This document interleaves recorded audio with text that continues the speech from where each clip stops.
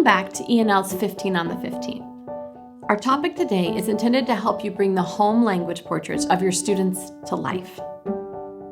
Using a canvas as our backdrop, let's start from the beginning, an important first step, what I refer to as the black and white picture of your emergent bilinguals. Yes or no? Are your students English learners?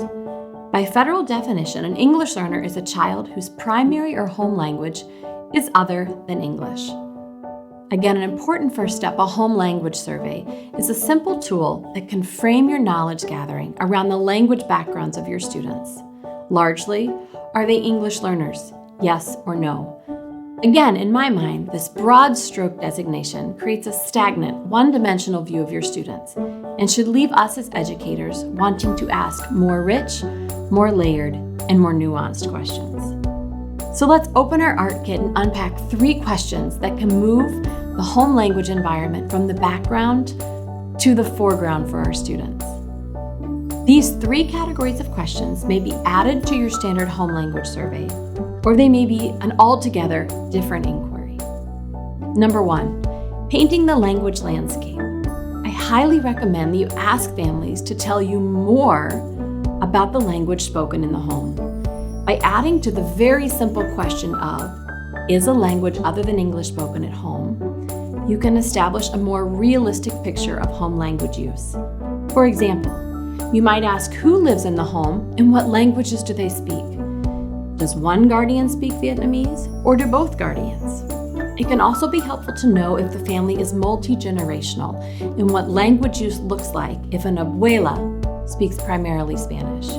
You may also ask what language the primary caregiver uses when caring for the children, and does he or she frequently speak Mandarin with the children? And question number 2, looking at complementary colors or skills.